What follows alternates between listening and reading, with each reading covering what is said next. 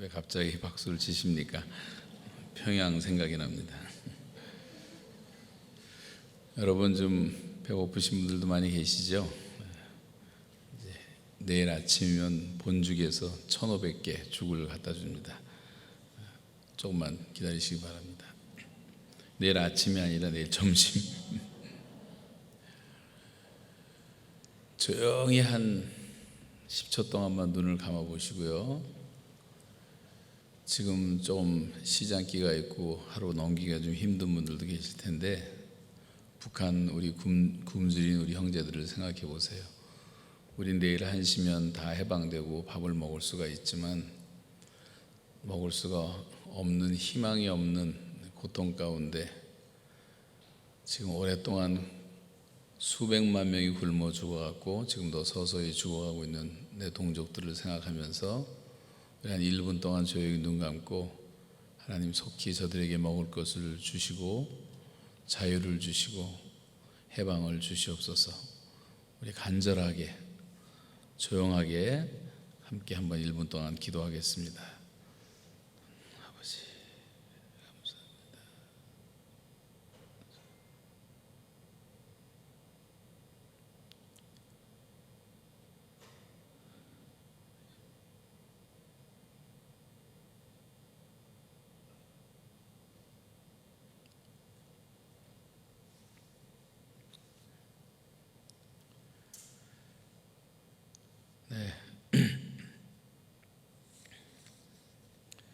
조금 전에 우리 기도하신 목사님은 대전에서 일부러 기도하기 위해서 올라왔어요. 오메가 교회. 대전에서 한 1,000명 정도가 모이는 젊은이 교회를 캠퍼스를 2개나 개척을 해서 열심히 하시는 목사님이십니다. 감사드리고, 또 우리 조금 전에 찬양하신 두 분은 아버지하고 딸이에요. 아버님은 교수님이시고 딸은 지금 성악 공부를 하고 있는데 아름답게 찬양해 주셔서 감사드립니다. 또 피아노 치신 우리 최수연 박사는 캐나다 저희 교회 출신인데 서울에서 만나서 자기가 한번 헌금 찬양하고 싶다 해서 왔고요. 우리 손영진 사모님은 제가 한 40여 년 전부터 우리 CCC 활동을 같이 했고 저희 교회에서도 사역을 같이 했고 굉장히 더 목소리도 더 좋아지고 성숙해진 것 같아요. 얼마나 감사한지 모르겠습니다. 여러분, 6.25 전쟁에서 우리가 살아남은 5가지 기적이 있습니다. 그 당시에 한반도는 미국의 태평양 방위선 바깥에 있었어요. 스탈린이나 김일성은 생각하기를 남침을 해도 미국이 개입하지 않을 것이라고 판단을 했습니다.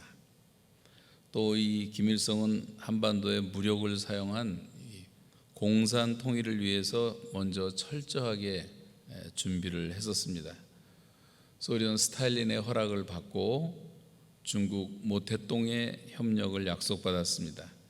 지상군 18만 명, 항공기 200대, 대포 400여 문, 그리고 탱크 240대, 막강한 화력으로 1950년 6월 25일 새벽 4시에 38선 전 지역에서 일제히 남침 공격에 불길을 내뿜었습니다. 반면에 한국 상황은 어땠는가? 그 당시에는 남한 내에 이 공산당 친북 세력의 그 준동들이 있었고 반정부 세력의 활동으로 국론은 4분 오열되어 있었고 그 당시에 신생 이승만 제국은 취약하기가 말할 수가 없었습니다. 우리나라의 국방은 그 당시에 한마디로 오합지졸이었습니다. 병력도 화력도 장비도 전투 능력도 없었습니다. 북한 남침에 대한 대비가 전혀 없었고 그 당시에 6.25 전쟁 당시에 전방의 모든 지휘관들은 교체된 상태였고 그 주말에는 장병들이 다 외출을 한 상태였습니다.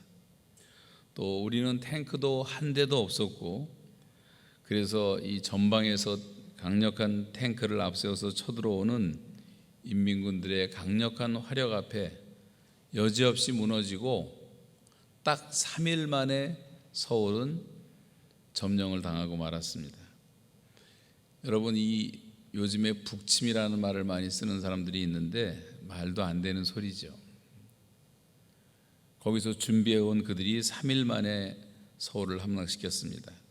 얼마 지나지 않아서 부산 이론만 남았고, 여러분 그 유명한 낙동강 전수 이야기를 잘 압니다만, 대한민국은 이제 지구상에서 사라질 운명에 처하게 되었고, 김일성의 승리는 너무도 확실하게 보였습니다.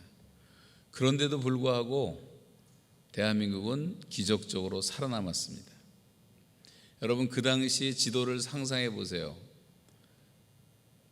손바닥만한 한국 땅 절반은 파랬지만 그 북쪽 새빨갰고, 중국 전체가 시뻘갰고, 러시아 전체가 시뻘갰고, 중앙아시아 지역 동굴아빠까지 전체가 새빨갛게 공산화되었던 그 시절에 그냥 부산만 밀고 내려오면 끝날 수가 있었는데 하나님의 특별한 섭리가 있었어요. 첫 번째는 트루먼 대통령의 아주 신속한 미군 참전 결심이었습니다. 미국 본토가 침공받은 것도 아닌데 미국 대통령이 그렇게 엄청나게 신속하게 빨리 한반도 투입을 결심했다고 하는 것도 기적이고, 트루먼의 회고록에 보면 미군 참전 결정에 10초도 안 걸렸다고 그렇게 말을 하고 있습니다. 하나님께서 그 대통령의 마음속에 그런 마음을 주셨기 때문이죠.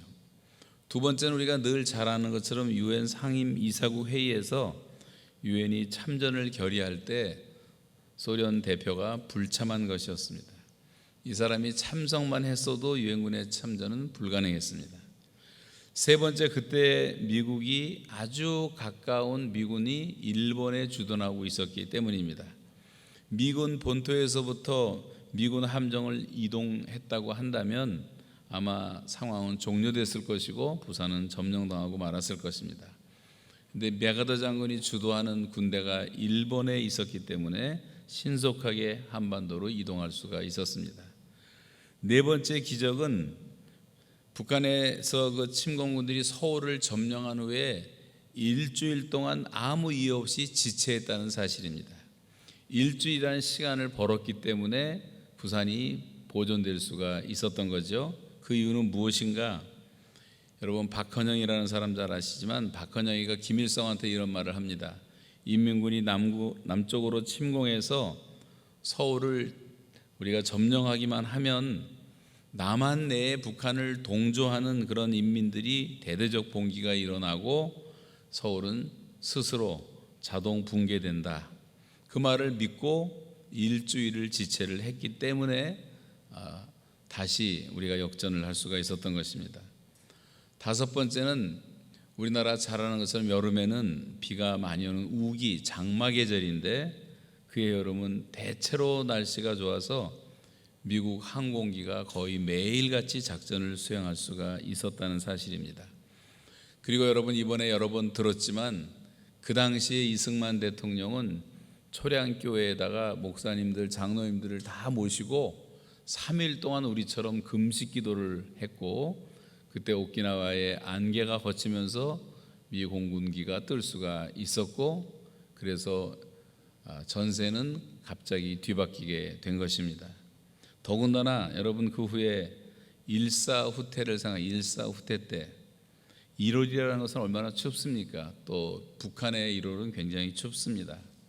제가 북한에서 노동을 3년 동안 해보니까 겨울을 3번을 났는데 얼마나 추운지 몰라요. 노동을 하는데 위에서는 땀이 나는데 발가락은 다 얼어서 동상이 걸릴 정도였습니다. 그런 눈보라 속에서도 피난 가면서도 얼어 죽지 않고 굶어 죽지 않고 살아남은 것도 기적이라고 할 수가 있습니다. 많은 이런 기적들이 과연 우연이었을까? 하나님은 지난 70년 우리 분단되어 있는 그 기간 동안에 하나님께서는 역사의 고비마다 우리가 처한 모든 위기의 순간마다 한국 교회의 기도를 응답해 주셔서 우리는 산에서 기도하고 새벽에 기도하고 철야하며 기도하고 금식하며 기도하고 그 기도하던 기도를 하나님이 들어주신 그런 증거들은 얼마든지 될 수가 있습니다. 여러분, 이 교회 분열과 6.25 전쟁은 똑같은 역사의 궤적을 그어 놓았습니다. 6.25 바로 직전의 한국의 상황과 지금의 한국의 상황은 어쩌면 그렇게 다 비슷한지 모르겠어요. 한국 교회는 극심한 내부 분열로 어지러웠습니다. 지금 대한민국 교회가 극도로 어지럽습니다. 대한민국 교회의 1,000만, 1,200만 기독교인을 대표한다는 단체가 다 4분 오열돼 가지고 대표할 수 있는 단체가 없어지고 망신에 망신을 당하고 있습니다. 그 당시에 일제시대 때도 그랬고 또 6.25 바로 직전도 그랬고, 교단의 지도자들은 앞장서서 신사참배를 결의하고 저마다 앞장서서 우상 숭배를 하기 시작했습니다. 한국교회는 마치 4대 교회처럼 살았다 하는 이름을 가졌지만 실상은 죽은 교회가 되고 말았습니다. 정치적으로도 극렬한 분열과 싸움이 있었습니다. 지금 우리나라 현재의 상황을 보십시오. 이 정치인들의 이 뻔뻔한 타락, 사회의 총체적인 부패, 종교적인 영적인 극심한 혼란과 도덕적 타락을 보면 알 수가 있습니다. 지금 우리 민족은 죄에 점점 중독되어 가고 있습니다. 현대인들에게 가장 익숙한 단어 가운데 하나가 중독이라는 단어입니다. 요즘 중독 때문에 전쟁을 치르는 가정이 많이 있는데, 어떤 어머니는 자기 아들이 게임에 중독된 아들을 보면서 PC방을 다 불질러 버리고 싶다는 그런 말을 한 어머니도 있습니다. 그런 사람들이 얼마나 많겠습니까? 지금 우리나라 사람들은 겉으로는 다 잘 사는 것 같지만 많은 분노가 있습니다. 국민 7명 가운데 1명이 4대 중독에서 벗어나지를 못하고 있습니다. 이 중독이라고 하는 것은 하나님 안 믿는 사람들이 하나님처럼 믿는 하나님 대용품이라고 할 수가 있습니다. 우리나라 보건복지부 통계에 따르면 우리나라 중독자는 지금 현재 800만 명을 넘어섰습니다.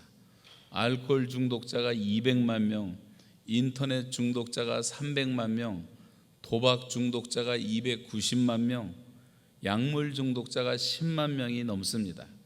중독은 여기서 그치지 않습니다. 요즘에는 또 여자들은 죄다 성형 중독에 걸려 있고, 도박 중독, 홈쇼핑 중독, 이 홈쇼핑 하는데 앉아서 10시간을 볼 정도로 중독된 여자들도 있다고 합니다. 일 중독, 돈 중독, 음식 중독, 전국이 다 식당이어서 맨날 맛집만 찾아다니는 중독 환자들이 돼버리고 말았어요. 성중독, 얼마나 부패하고 타락했는지 음란의 바다에, 홍수에 침몰된 존재처럼 다 죽어가고 있어요. 야동 중독, 스마트폰 중독, 드라마 중독, 스포츠 중독, 요즘에 많이 스톱됐습니다만 지금부터 10년 전 통계를 봤는데 카지노 이용자가 504만 명, 경마 인구가 2100만 명, 복권 매출액이 2조 5200억 원으로 증가했어요. 10년 전 통계입니다. 중독 포럼에 따르면 4대 중독에 지금 현재 우리가 쓰고 있는 이 사회 경제적 비용이 200조를 넘었어요. 200조. 여러분, 우리나라 금년 예산이 513조입니다. 그러면 200조라는 게 얼마나 많은 돈이에요. 이게 다 쓸데없이 죄 짓는데, 거의 다 죄 짓는데 사용되고 있다는 사실이에요. 중독 관련된 정부 예산만 584억 5천만 원인데, 정부에서 치료하는 그 기관만, 상담센터만 67개, 병원은 12곳, 전국에 253개의 보건소가 있고 그 치료하는 자조 모임만 200여 곳이 있습니다. 어마어마한 돈들이 다 쓸데없는 데 사용되고 있는 거예요. 3인 기준으로 전 국민의 50% 이상이 직간접적인 이 중독의 영향을 받고 있습니다. 간단한 예를 하나 들면 하루에 술 중독자로 죽어가는 사람이 평균 20명이 넘습니다. 자살도 많이 하지만 술 때문에 그냥 죽어가는 사람, 이게 정부의 통계예요. 중독으로 인해서 개인의 건강은 물론이고 사회와 국가 전체의 안정성과 경쟁력이 저하되고 사회의 근간이 되는 우리 가정들이 파괴하는 게 아주 가속화되고 있다는 사실이에요. 가정 파괴가 너무나 심각합니다. 하나님이 세우신 신적 기관, 이 디바인 인스티튜션은 가정과 교회밖에 없는 거예요. 그래서 사탄은 이 가정과 교회를 얼마나 집중적으로 공격을 하고 있는지 너무나 많은 가정이 파괴되고 너무나 많은 교회가 상처를 입고 있는 것이 우리 현실입니다. 이런 심각한 중독성을 생각해 볼 때 우리가 회개할 것이 너무나 많고 교회의 세속화를 철저하게 회개해야 돼. 지금은 다른 사람 비판할 시간이 없어요. 내 자신부터 회개하고 탕자가 아버지께 돌아올 때 아버지께 돌아가겠다고 말했지만 그 먼저 그가 스스로 돌이켜 가로되, 영어 성경에 보면 He came to himself, 그가 그 자신에게 먼저 돌아왔다고 말해요.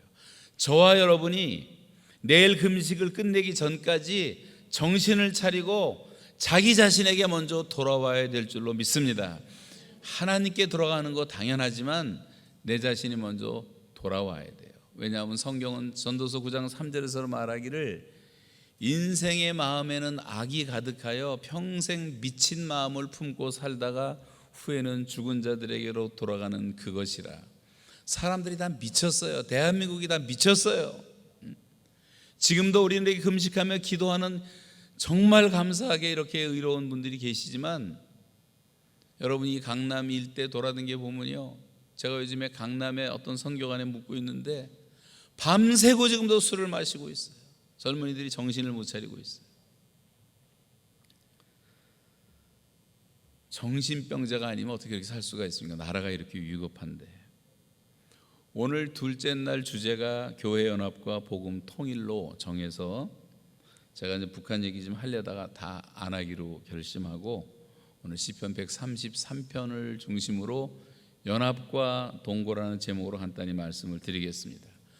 성경 가운데 가장 짧은 장 가운데 하나죠. 시편 133편은 너무나 아름다운 성경인데 이 시편 133편을 여러분 다 잘 아시는데 이 말씀 속에서 우리는 하나님의 기쁨을 보게 됩니다.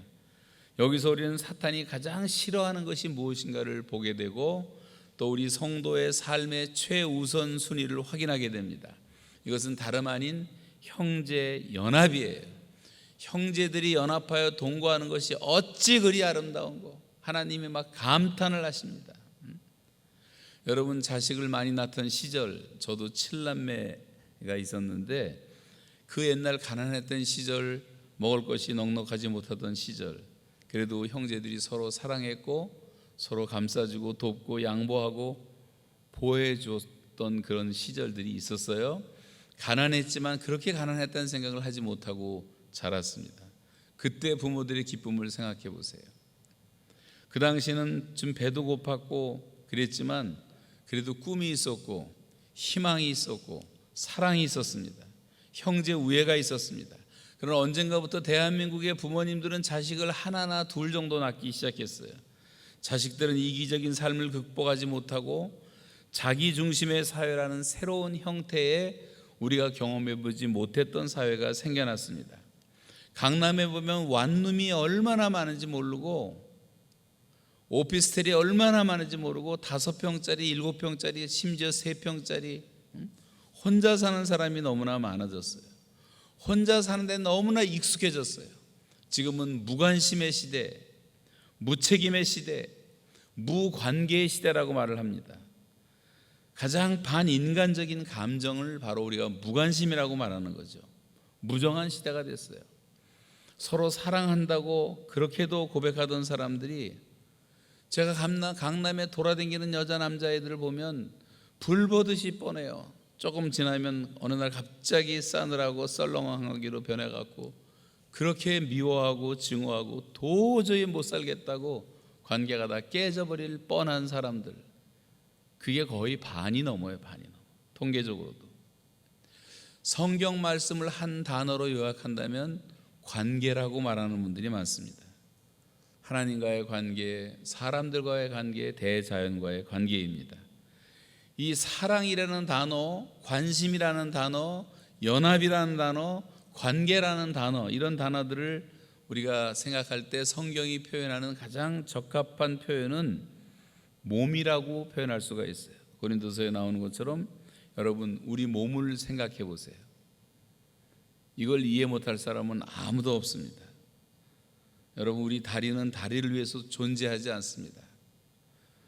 다리의 도움 없이 팔은 아무런 기능을 할 수가 없습니다. 발휘할 수가 없어요.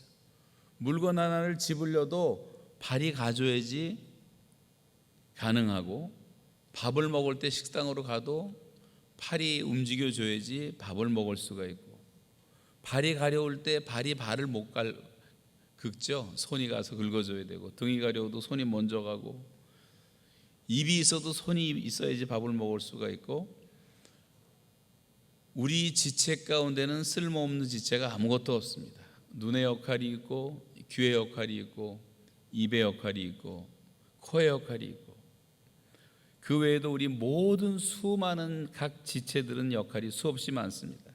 그래서 우리가 진정한 연합의 모델은 성경이 늘 가르치는 대로 우리 몸이라고 할 수가 있어요.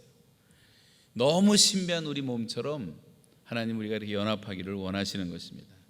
그러면 형제가 연합한다는 말의 뜻이 그렇게 성경이 표현하고 있다면, 우리는 성령 안에서 한 몸이 되었다고 성경은 말씀하고 있어요. 그래서 우리는 한 몸 한 지체가 되었기 때문에 성령이 하나가 되게 하신 것을 힘써 지키라고 말씀을 하고 있습니다. 에베소서에 보시면 그때 힘써 지키기 위해서 강조되어야 될 4가지 덕이 있잖아요. 오래 참음과 겸손과 온유와 사랑으로 서로 용납하는 것이라고 말씀하고 있습니다. 여러분, 연합이 깨지는 이유는 아주 단순해요. 교만하기 때문에, 누군가 교만하기 때문에. 교만은 마귀의 특성입니다. 하나님이 제일 싫어하시고 미워하는 사람이 교만한 사람, 그리고 겸손한 사람을 은혜 주신다고 말씀을 하고 있습니다. 제가 영락교회 김은성 목사님과 사모님을 처음 뵀을 때부터 느낀 첫 번째 인상은 이 두 분이 너무 겸손하다는 사실이에요. 이 겸손한 인격처럼 중요한 것이 없습니다. 난 그 사모님은 여기 무슨 신부로 맞으러 오신 분인 줄 알았어요. 처음에 얼마나 겸손한지. 인사를 하는데 막 90도 각도로 인사를 하는데 제가 충격을 받았어요. 교만은 패망의 선봉이요, 거만한 마음은 넘어짐의 앞잡이라고 말씀하십니다. 재물이 조금 있다고 거지 보따리 같은 아파트 매체 가지고 목에 힘주는 졸부들이 얼마나 많은지, 정말 꼴도 보기 싫은 사람이 너무나 많아요. 못된 짓 하고 돌아다니고 온 세상에 돌아다니면서 한국 망신시키는 이 어글리 코리안들 얼마나 많습니까? 지식이 조금 있다고, 능력이 조금 있다고, 미모가 조금 있다고, 권세가 조금 있다고. 이 교만한 사람들은 모든 관계를 다 망치는 사람들이에요. 그래서 여러분, 마귀는 언제나 내가 지극히 높은 곳에 올라 하나님과 비길 것이다, 높아지려는 그 속성이 마귀의 속성이죠. 그러나 하나님은 우리를 구원하시려고 인간으로 오셨고, 어린 나귀를 타고 예루살렘에 입성하시고 제자들의 발을 씻겨주셨고, 인자가 온 곳은 섬김을 받으려 함이 아니라 도리어 섬기려 하고, 자기 목숨까지 많은 사람을 내 대성물로 주시기 위해서. 그래서 세상에는 천재적인 지도자도 많고, 영웅형의 지도자도 많고, 보스형의 강력한 카리스마를 갖고 있는 지도자도 많이 있지만, 예수님은 그런 지도자가 아니라 성자형의 섬기는 지도자였습니다. 우리도 그렇게 살라고 주님 말씀하십니다. 여러분, 그리스도인의 최고의 덕은 겸손입니다. 그러므로 연합의 기초는 겸손이라고 할 수가 있어요. 우리 자신을 생각해보면 우리가 뭡니까? 나라는 존재는 아무것도 아니에요. 흙으로 만들어지고 코로 숨쉬는 존재입니다.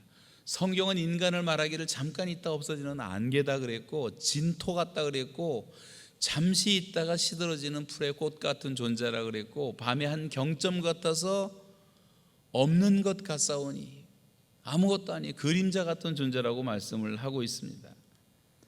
귀인들을 의지하지 말며 도울 힘이 없는 인생도 의지하지 말지니 그의 호흡이 끊어지면 당일에 그의 생각이 다 소멸할 수밖에 없는 인생. 오늘 여기서 우리가 한 사람이 세상을 떠난다 하면 내일 모레면 여기서 장례식 치러야 될 인생, 아무것도 아니죠. 우리는 다 피조물이고. 여러분, 피조물이라는 말에 동의하십니까? 왜 이렇게 힘이 없으십니까? 아무리 검색해도 피조물이십니까? 우리는 하나님이 아니에요. 피조물이에요. 그래서 우리는 겸손해야 돼요. 지극히 높으신 하나님, The Most High God, 그 하나님을 정말로 경외하는 사람들이야말로 겸손할 수가 있는 거예요. 내가 피조물이라는 것을 알기 때문에. 더군다나 우리는 죄인 아닙니까? 앤드류 머레이가 겸손이라는 책에서 우리는 왜 겸손해야 하는가? 우리는 피조물이기 때문이다. 우리는 죄인이기 때문이다. 우리는 성도이기 때문이다라고 얘기를 했어요. 우리는 겸손해야 됩니다. 교만은 너무나 무서운 병이에요. 이단의 특성은 교만한 영이, 교만한 영, 듣질 않아요. 겸손이 없어요. 자기밖에 모르고.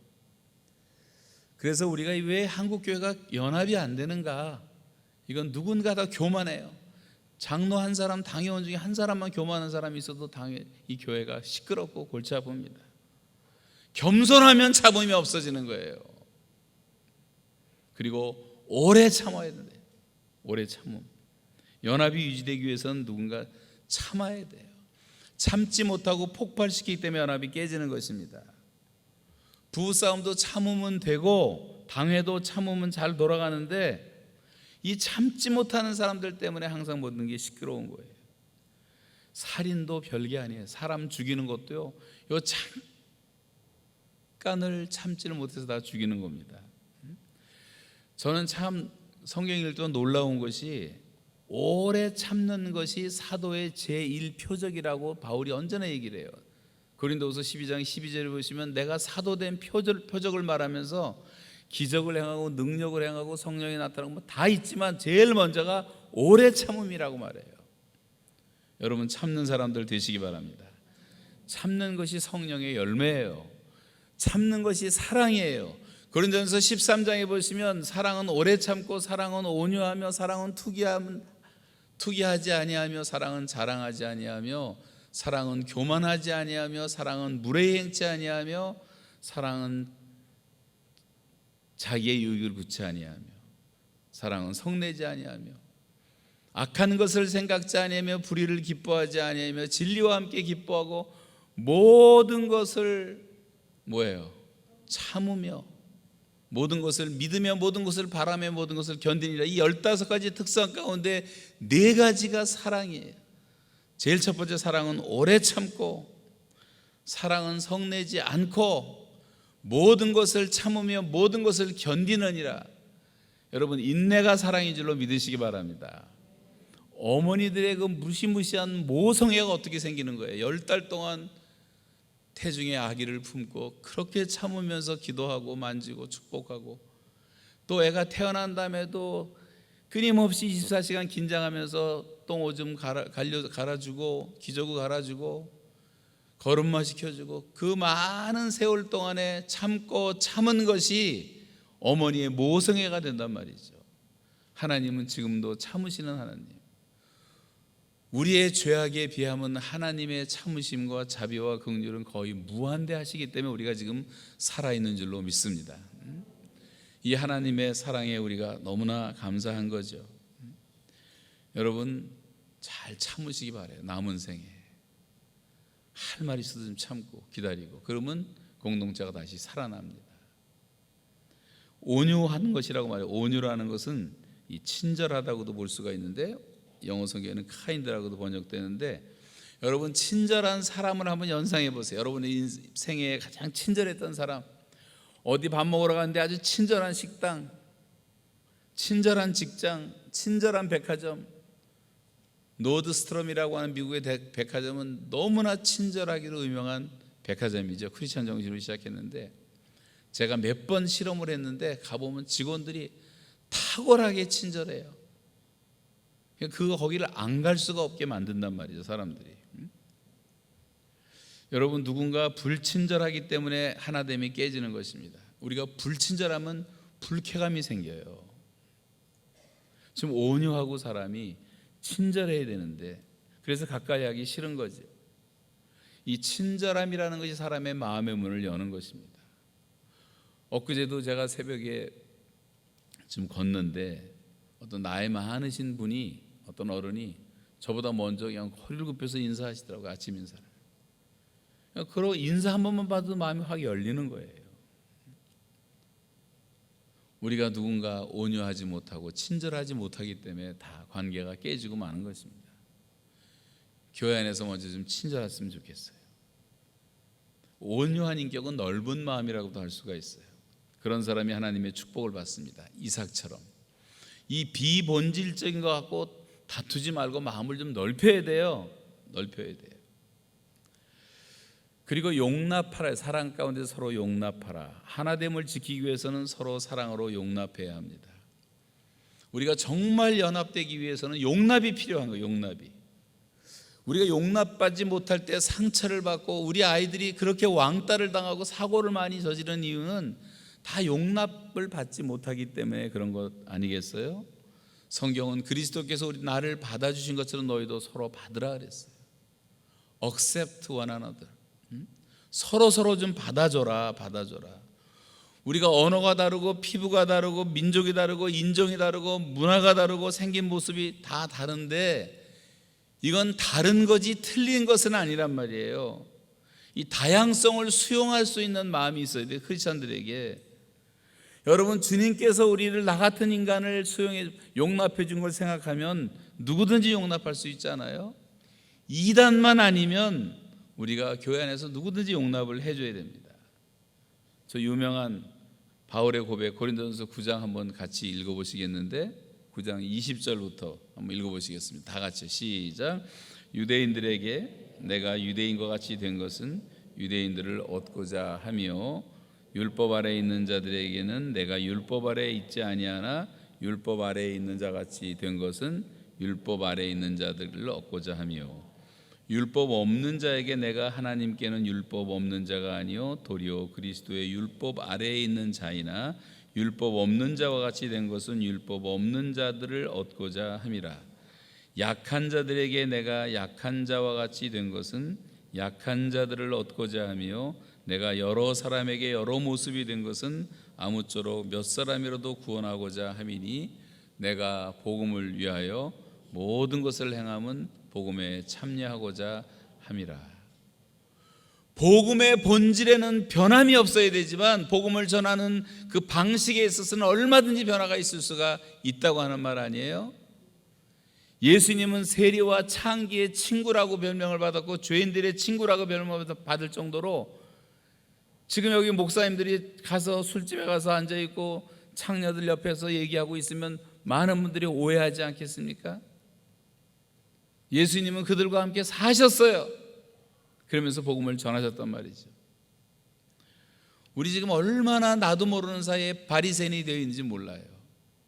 그래서 고린도서 6장 13절에 보시면 너의 마음을 좀 넓혀라. 왜 이렇게 밴댕이 속처럼 속이 좁냐? 주님은 좁은 길로 가라고 말씀하셨지 좁은 마음을 가지라고 말씀하지 않았어요. 마음을 넓혀야 되는 거예요. 수용할 수 있는 거예요. 수용해야 돼. 근데 이 교회 다니는 크리스찬이라고 하는 사람들이 너무 좁아서 어떤 사람은 너무 극보수로 가고 어떤 사람은 너무 극좌로 가가지고 요게 40% 된다 그래요. 40%. 나머지는 다 어베일러블한 분들인데 여러분은 다 그런 분인 줄 믿습니다만 여러분 너무 우리가 고집불통한 사람들이 되면 안 되는 거예요. 지금 세상 사람들은 다 연합을 하고 있어요. 마음을 넓히고 유러피안 유니언, 이 유럽 연합이죠. EU를 보십시오. 얼마나 돈까지 다 자기 따로 돈을 만들잖아요. 아셈을 보세요. 아시아에서도 협력이 있죠. 네프타라고 미국과 캐나다와 멕시코가 또 하나가 돼서 자유무역하죠. SPC라는 태평양 공동체라는 22국의 연합국이 있어요. 아프리카에도 아프리칸 유니언이라고 하는 55개 아프리카 국가들의 연합이 있어요. 전 세계가 다 연합을 하고 있는데 정말 연합해야 될 교회가 연합을 하는가? 교회는 그리스도의 몸으로서 가장 아름다운 연합과 질서를 보여줘야 되는데 머리는 아무 이상이 없는데 교회의 머리 대신 예수 그리스도는 완벽하신데 이 모기하로 모든 지체가 뇌성마비 환자처럼 다 따로 놀고 있단 말이에요.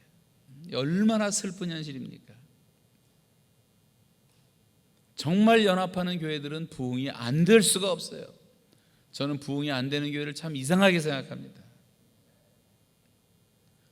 저같이 아무것도 아닌 사람인데도요, 우리 성도님들이 다 연합해지고 순종해지고 따라주니까 저는 이게 무슨 뭐 과장해서 하는 말씀이에요. 저는 아무것도 능력도 없고 지식도 없고 아는 것도 없고,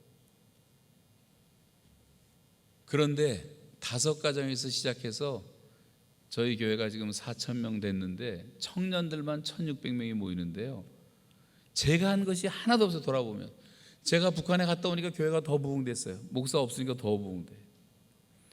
지금 이제 은퇴하고 우리 15년 동안 같이 있었던 전도사님 때부터 있었던 목사님이 목회를 저보다 훨씬 더 잘하시고 교회는 계속 부흥돼요. 왜냐? 우리는 단 한 번도 싸워본 적이 없어요. 여러분, 교회는 싸움만 안 해도 부흥될 줄로 믿습니다. 너무 힘들어요. 아멘이 다 없었어요. 이 한경직 목사님이 여기서 목회하실 때 신학생들에게 했던 말씀이 있어요. 신학교 오셔서 하시는 말씀이, 교회 부흥 다른 거 없어. 장로교 간판 걸어놓고 싸움만 안 하면 돼. 응? 한국교회 싸움만 안 하면 돼. 싸움만 안 하면 돼. 여러분, 이 1천만, 1,000만이라고 해서 1,000만 성도가 연합할 수만 있다면 못할 일이 뭐가 있겠습니까?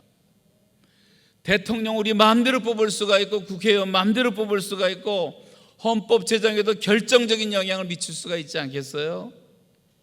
그런 의미에서 연합된 힘이 아니면 힘이라고 할 수가 없는 것입니다.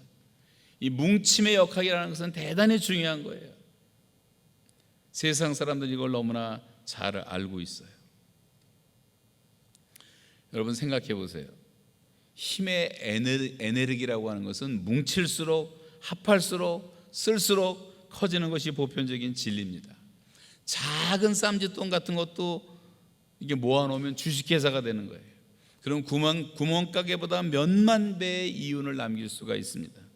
고기 낚는 것도 혼자 낚시하는 것보다 협력해서 물고기를 몰아서 잡으면 1,000배, 10,000배의 어획거를 올릴 수가 있고, 작은 물방울들이 모여서 수력 발전을 이루는 것이고, 태풍의 눈이라는 것은 작은 것이지만 이 속도와 밀도를 더하면 1,000km가 넘는 반경의 태풍권을 형성할 수가 있는 거예요. 지금 연구도 개인으로 연구하는 사람은 한 사람도 없습니다.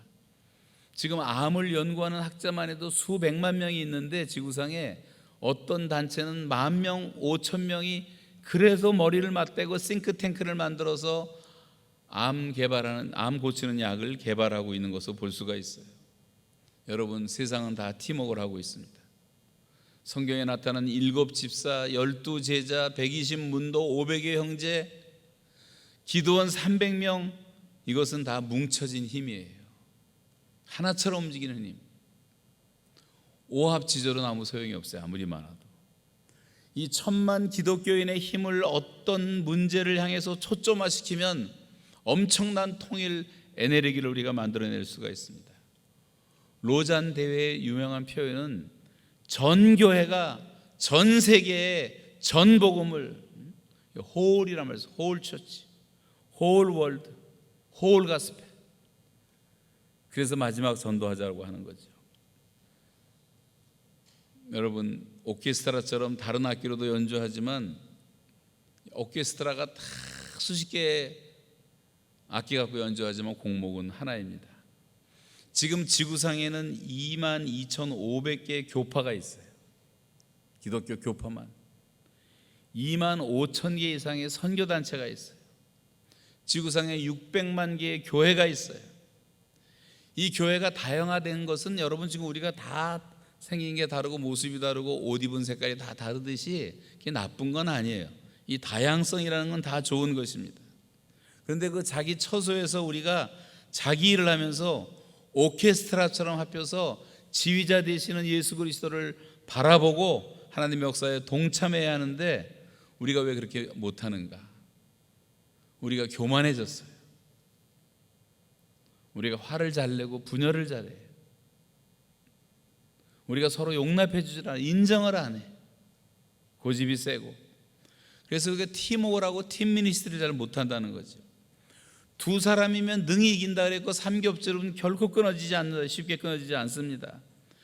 자기 힘으로 주님께 나오고 싶은데 나올 수가 없었던 중풍병자를 내 친구가 들것에 들고 왔을 때 지붕을 뜯어갖고 내렸을 때 주님이 책망하신 게 아니라 그 친구들의 믿음을 보시고 그 중풍병자를 고쳤다고 말씀을 하고 있습니다.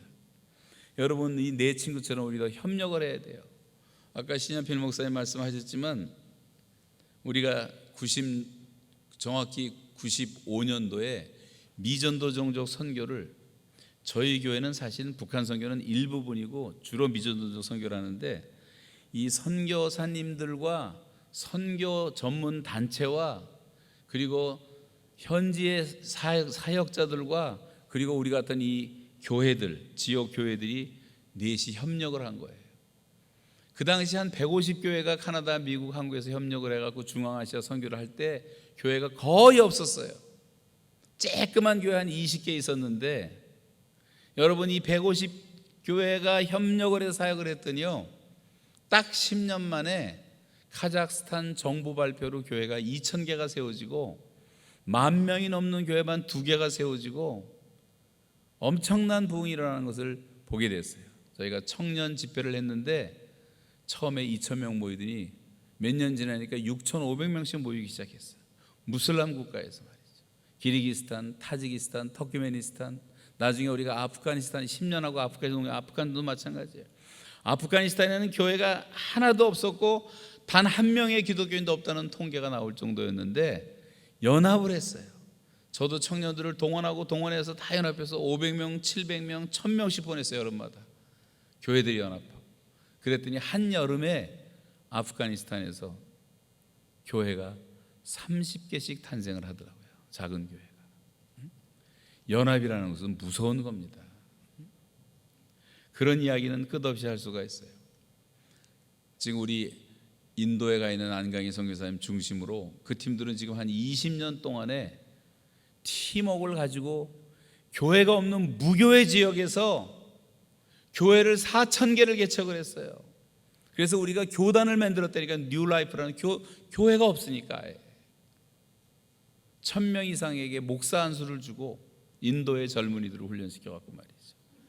얼마든지 가능한 겁니다. 연합을 하면. 옛날에는 한 교회에서 부흥 사경회를 열면 새벽에 모이고 또 아침 먹고 와서 오전에 모이고 저녁에 모이고, 그것도 월요일부터 토요일까지 일주일 내내 모여서 자연스러운 연합 집회가 됐어요. 기도원 집회도 연합으로 모였고 지역 복음화대회도 연합으로 개최되고 동네 잔치하는 분위기였습니다. 전도 집회는 특별히 연합 집회가 많았어요. 제주도에서, 전주에서, 포항에서, 광주에서, 목포에서 연합이 잘 이루어졌습니다. 1973년도 빌리그레함 전도 집회가 있었고 매일 밤에 수많은 사람이 몰려왔고 하루 밤마다 수천 명씩 회개하고 예수 믿는 역사가 일어났어요.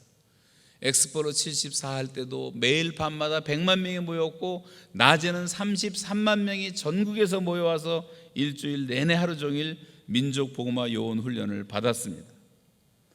여러분, 그 당시에 있었으면 기억하시지만 수천 명의 성도들이 저 광주에서부터 부산에서부터 교파를 초월해서 다 모여서 자전거 타고 서울까지 와서 자전거 타고, 그 엄청난 물결이 서울에 몰려와 33만 명이. 77 민족 복음화 대성회가 있었고 80년 세기 복음화 대성회 마지막 날에는 여의도 광장에서 10만 명이 일어났어요. 선교사가 되겠다고. 그 10만 명의 선교사 가운데 지금 수만 명이 나오기 시작한 겁니다. 1980년 3월 1일을 전 잊지 못해요. 북한이 쳐들어온다고 난리가 났을 때, 그때 우리가 금식 기도를 했는데 한월산 기도원에서 했어요.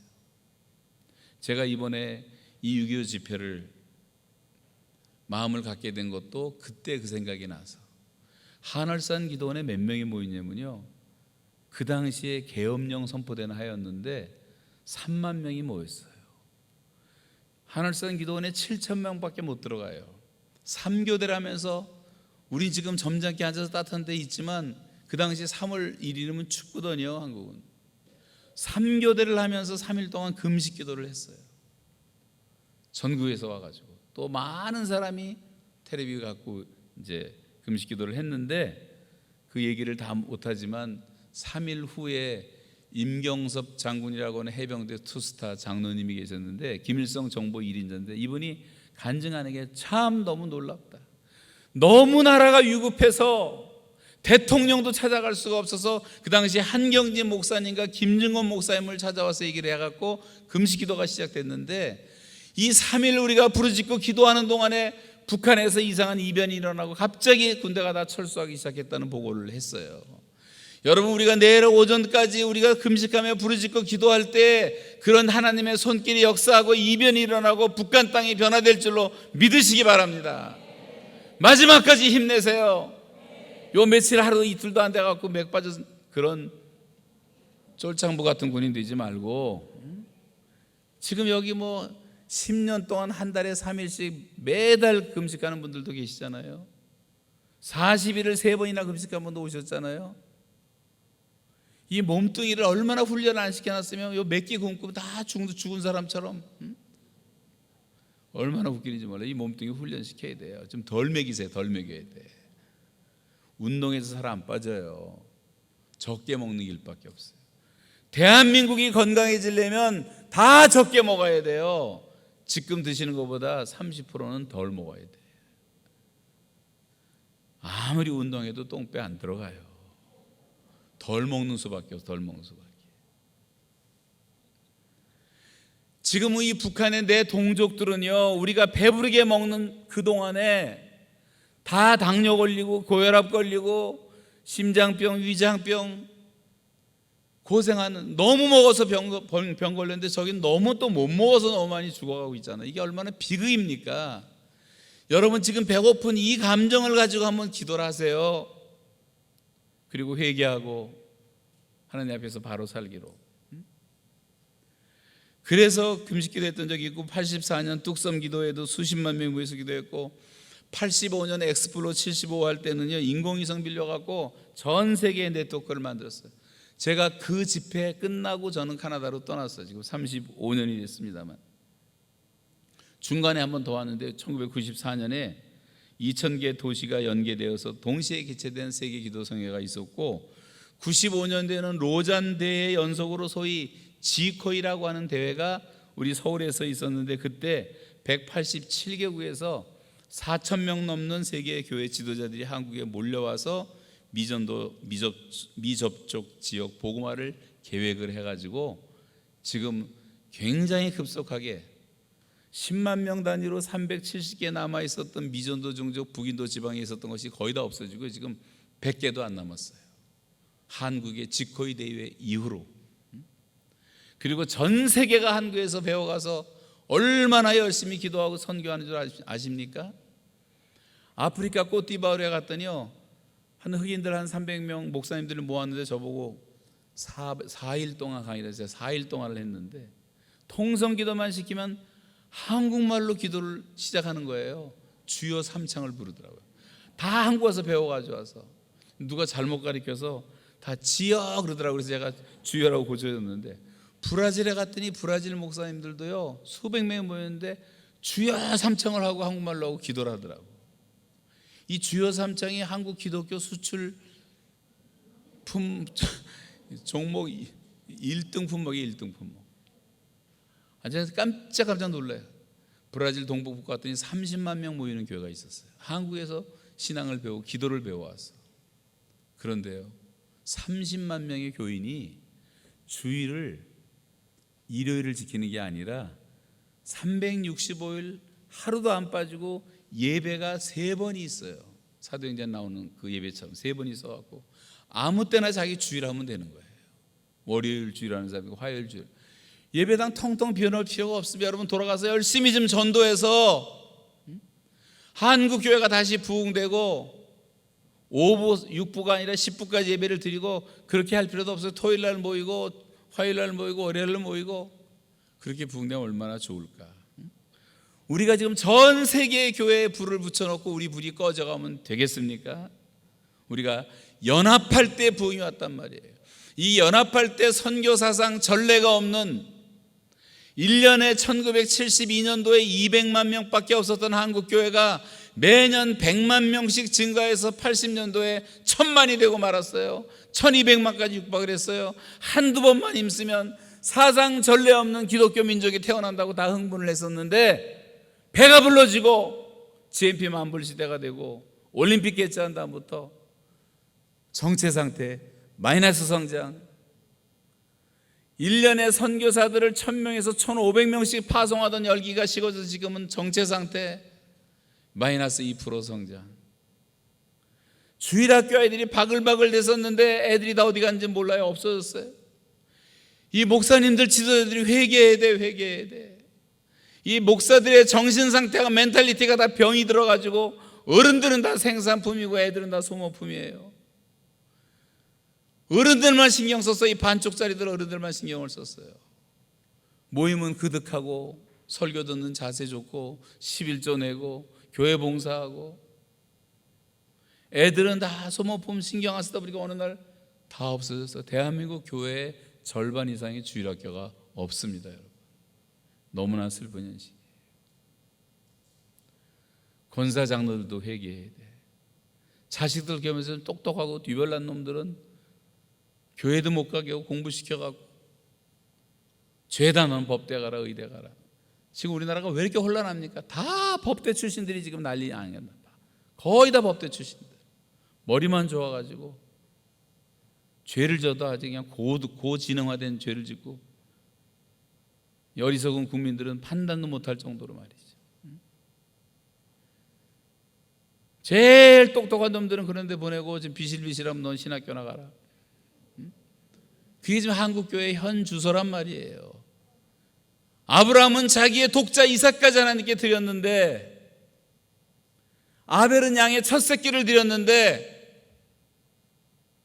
교회 중직자들이 그게 하나님을 사랑하지 않았기 때문에 한국교회가 이렇게 문제가 생기고 약해진 것입니다.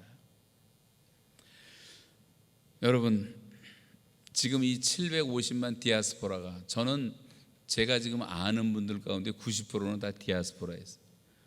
연락하려고 제가 주소로 이렇게 두들겨 보면요, 한국에 있는 분들 한 10%, 90%는 다 흩어져 있는 분들인데, 제가 좀 디아스포라를 많이 찾아다니게 됐는데, 디아스포라 750만 우리 해외 동포들은요, 아직도 그래도 옛날 그 70년대, 80년대 신앙을 갖고 있어요. 뜨거워요. 해외 교회가 지금 6,000개 이상이 세워졌어요. 선교도 열심히 하고 있어요. 미전도 종족을 향해서 활발하게 사역을 진행하고 있어요.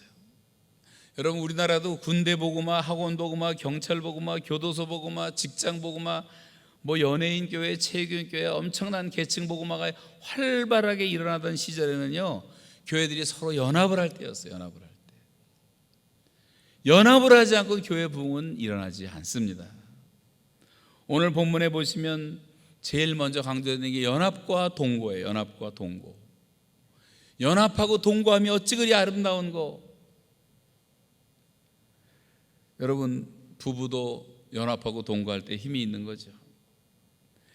하나님이 보실 때 제일 안 좋았던 것이 독처하는 것이 좋지 못하니 내가 돕는 배필을 지으리라. 하와를 지은 다음에 그 다음에 하나님이 하신 말씀은 보시기에 심히 좋았더라. 여러분, 부부가 마음을 합하고 하나가 되면 보시기에 심히 좋은 것이고, 싸우고 갈라지면 너무 안 좋은 거란 말이죠. 자녀도 마찬가지. 그렇다면 여러분, 교회 연합이라는 것은 어마어마한 능력이 있어요. 엄청난 영향력을 행사할 수가 있어요. 우리 민족이 남북이 하나만 될 수 있다면 온 세상에 끼치는 영향력은 대단할 것입니다. 미 합중국이 왜 세계 최강입니까? 여기 유나이티드 스테이트 오브 아메리카, 유나이티드라는 데 비밀이 있는 거예요. 유나이티드. 하나가 됐기 때문에. 히브리서 10장 24절 25절 한번 같이 읽어보실까요? 서로 돌아보아, 시작. 서로 돌아보아 사랑과 선행을 격려하며 모이기를 피하는 어떤 사람들의 습관과 같이 하지 말고 오직 권하여 그날이 가까울수록 더욱 그리하자. 다 읽을 시간이 없지만 사도행전의 부흥의 원리는 다 합심입니다. 일심입니다. 하나됨입니다. 한마음 한뜻이었어요. 그리고 폭발적 부흥이 일어나요. 여자들과 예수의 어머니 마리아와 예수의 아우들과 더불어 마음을 같이하여 오로지 기도에 열흘 동안 힘썼을 때, 또 날마다 마음을 같이하여 성전에 모이기를 힘썼을 때 부흥이 찾아왔어요. 핍박이 왔을 때도 성도들은 모여서 일심으로 연합해서 하나님께 기도를 드렸고 다시 성령 충만을 받습니다. 빌기를 다음에 모인 것이 진동하더니 무리가 다 성령이 충만하여 담대히 하나님의 말씀을 전하니라. 5,000명의 회가 돌아왔고 믿는 무리가 한마음 한뜻이 되어 유무상통했고, 사도들이 큰 능력으로 주 예수의 부활을 증거하니 무리가 큰 은혜를 얻더라. 여러분, 여기서 큰 능력이 나오는데 주 예수의 부활을 큰 권능으로 전했다 그랬어요. 권능이라는 말은 두나미스, 다이나마이트, 크다는 말은 메가스, 메가톤. 이 말은 100만 톤의 다이나마이트가 터지는 폭발력과 같은 능력으로 주 예수의 부활을 증거하니 무리가 큰 은혜를 얻더라. 한마음 한뜻이 됐을 때 이런 성령의 능력이 나타났다는 말이에요. 여러분, 부흥되던 교회의 초대교회도 위기가 찾아옵니다. 그때 제자가 더 많아졌는데 헬라파 유대인들이 자기의 과부들이 매일의 구제에 빠짐으로 히브리파 사람들을 원망하는 일이 찾아왔어요. 마음들이 상하고 사람들이 서로 갈라지기 시작했을 때 지혜로운 12 제자는 7 집사를 세워라, 지혜와 성령이 충만한 자를 세워가지고 분쟁을 조정합니다. 분쟁이 조정되고 다시 마음들이 하나가 되었을 때 7절에 보시면 하나님의 말씀이 점점 왕성하여 예루살렘에 있는 제자의 수가 더 심히 많아지고 허다한 제사장의 무리도 이 도에 복종하더라 그랬어요. 한마음 한뜻이 되었을 때, 서로 연합했을 때 이런 표현들이 많이 나와요. 3,000명이 회개합니다. 그 말을 받은 사람들은 세례를 받음에 이날의 신도의 수가 3,000이나 더하더라. 주께서 구원받는 사람들을 날마다 더하게 하시니라. 말씀을 들은 사람 중에 믿는 자가 많이 남자의 수만 5,000이나 되었더라. 믿고 주께로 나온 자가 더 많으니 남녀의 큰 무리더라. 제사장의 무리도 복종하고 헬라의 귀부인들도 복종하고. 여러분, 연합이 능력인 줄로 믿으시기 바랍니다. 연합이 부흥을 일으키는 거예요. 연합이 기적을 가져오는 것이고 연합이 우리에게 축복을 주는 것입니다. 여러분, 연합에 힘쓰시기 바랍니다. 지나가다 십자가 보이면, 교회 보이면 그냥 지나가지 말고 한번 기도해주고 지나가고, 하나님 저 교회들을 축복하시옵소서. 여러분, 직장에 가까운 교회 나가서 기도도 하시고, 동네에서 내가 나가지 않는 교회라도 축복하시고. 주님의 마지막 기도는 우리가 하나 되게 해달라는 기도였어요. 거기에 기름과 이슬이 내려옵니다. 여기 시편 130편의 그림과 이슬이라는 것은 그림 언어라고 볼 수 있어요. 아론이라는 대제사장의 수염은 권위를 상징하는데 흘러내리는 기쁨. 아론은 축복의 상징이에요. 축복의 상징. 이렇게 연합하는 곳에 하나님의 축복이 넘친다는 말이에요. 민수기 6장 우리가 너무 잘 아시잖아요. 아론과 그의 아들들에게 말하여 이르기를 너희는 이스라엘 자손을 위하여 이렇게 축복하여 이르되 여호와는 내게 복을 주시고 너를 지키시기를 원하며 여호와는 그의 얼굴을 내게 비추사 은혜 베푸시기를 원하며 여호와는 그 얼굴을 내게로 향하여 드사 평강 주시기를 원하노라. 저는 우리 아이 어렸을 때부터 계속 이거 갖고 안수기도를 해줬더니 1m 84 등치도 저보다 큰 놈이 지금 40살이 된 애가요. 지금도 머리 갖다 대고 축복 기도해달라. 이 기도로 하나님이 복을 주시는 것을 봤어요. 여러분, 이 아론의 축복, 헐몬산의 이슬은 높은 곳에서 내려오는 생명을 상징하는, 이 새벽 이슬 같은 청년이라는 말도 있지만 성경에 보면 하나님은 하나님 자신이 이슬이라고 말해요. 호세아 14장 5절 한번 같이 읽어보겠습니다. 내가 시작. 내가 이스라엘에게 이슬과 같으리니 그가 백합화 같이 피겠고 레바논 백향목과 같이 뿌리를 박힐 것이라. 이 높은 헐몬산에서 만들어진 이슬, 이 생명이 낮은 산과 언덕, 시온산, 이 낮은 산들인데 그 메마르고 황량한 곳을 생명이 움트는 토양으로 만들어주고 있다는 말씀이에요. 하나님께서 이렇게 우리를 구별시키시고 하나님께서 우리를 이렇게 은혜를 주심으로 생명의 삶을 살게 하신다는 말씀이죠. 연합과 동고가 이루어질 때 이 성령의 기름 부음이 있고 생명의 역사가 일어나는 것입니다. 그러면서 마지막에 복을 명하셨나니 영생이로다. 영생의 축복을 주신다 그랬어요. 연합하는 곳에 하나님이 영생의 축복을 주십니다. 그래서 우리는 기름 부음을 통해서 구별되는 삶을 살고 이슬을 적셔줌을 통해서 생명의 삶을 살게 하신 하나님께서 명령하신 복이 영생이라고 하는 것이고, 이 땅에서 우리가 비록 살고 있지만, 이 땅에 살지만 지상 천국을 경험할 수 있는 것은 바로 이 하나님의 은혜 때문이라고 말씀하고 있어요. 여러분, 그래서 우리는 구원 공동체, 생명 공동체, 은혜의 공동체, 천국 공동체, 선교 공동체, 연합하는 곳에 하나님이 역사하시는 거예요. 제가 북한 땅에서 가장, 북한 얘기 안 하려고 했지만 제일 그리웠던 것이 뭐냐면, 첫날부터 마지막 나오는 그 순간까지 저는 독방에 있었어요. 949일 동안. 독방에서 제일 그리운 것이 뭐겠습니까? 함께하는 사람들이 너무나 그립더라고요.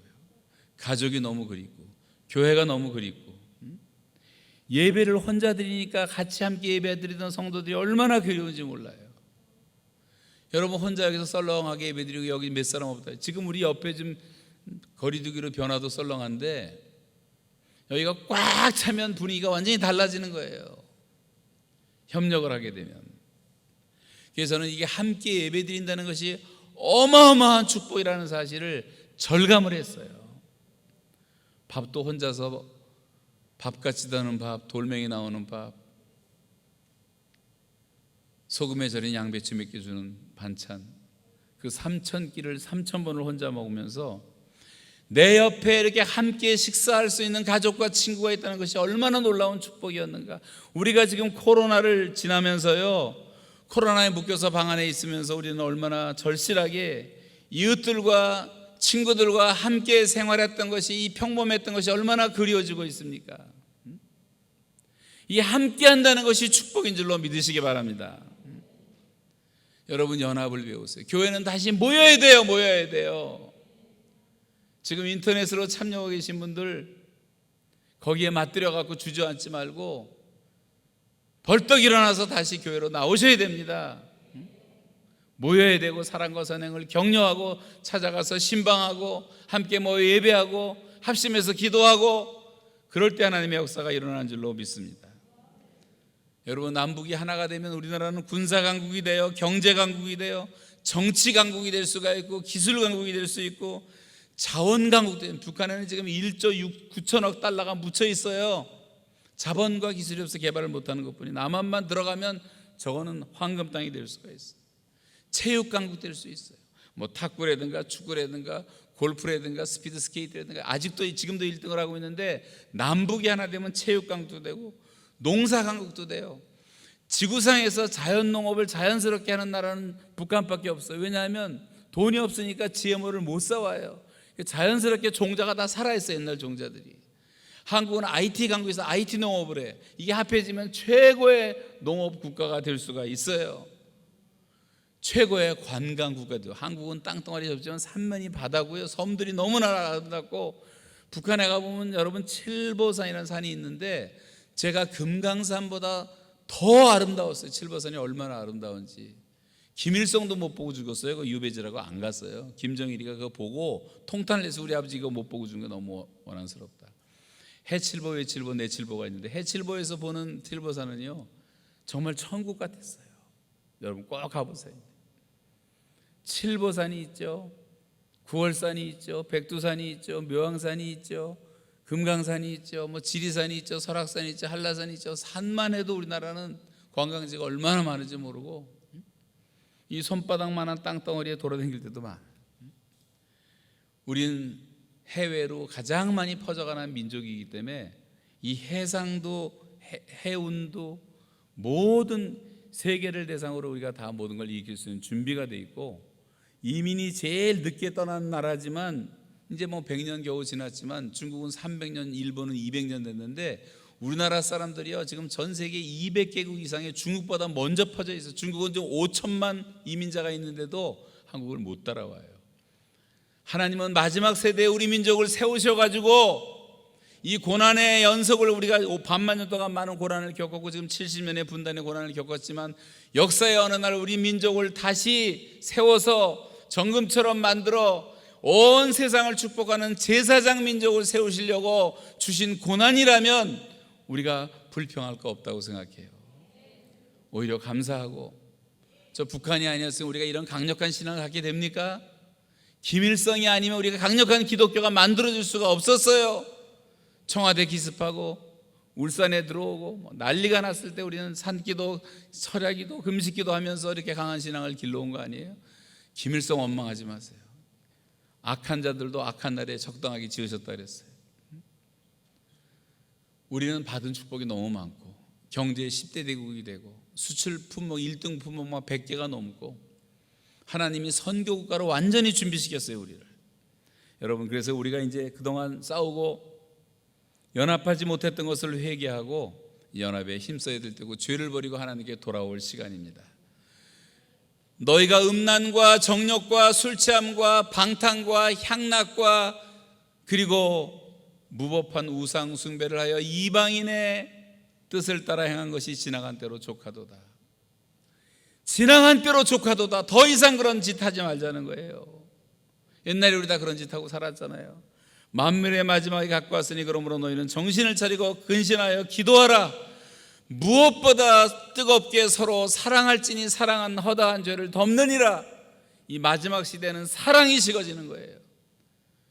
여러분, 이번에 금식기도 끝나고 하나님께서 여러분에게 성령으로 사랑을 부어주신 것을 믿고 먼저 손을 내미시기 바랍니다. 그리고 서로 사랑하는 그리스도의 제자들이 되시기를 바랍니다. 이제부터 열매를 맺어야 돼요. 열매를 맺어야 돼요. 그동안 먹지도 못할 들포도 열매를 맺었다면 이제 극상품의 열매를 맺게 해달라고. 내 나이가 들었고 이제 인생 얼마 남지 않았는데 여러분, 마지막 생에 단 한 번이라도 하나님을 위해서 극상품의 열매를 맺게 해달라고 기도하고, 돼지 새끼 하나한테 시궁창 뒹굴고 개가 먹었다가 토하고 토한 것을 또 먹듯이 버린 죄악 그렇게 회개하고 금식하면서 버렸던 죄악을 또 꾸역꾸역 먹지 말고 하나님 앞에서 성결하게 살자는 거예요. 거룩이 능력이에요. 거룩의 능력. 깨끗한 그릇을 하나님이 사용하시는 거예요. 그래서 너는 청년의 정력을 버리고 주를 깨끗한 마음으로 부르는 자들과 함께 의와 믿음과 사랑과 화평을 쫓으라. 이제부터 함께 하시는 성도들 되시기 바랍니다. 교회 가서 화목하고 연합하시길 바랍니다. 한국교회 연합에 힘쓰시기 바랍니다. 마음을 넓히시길 바랍니다. 기도하시겠습니다.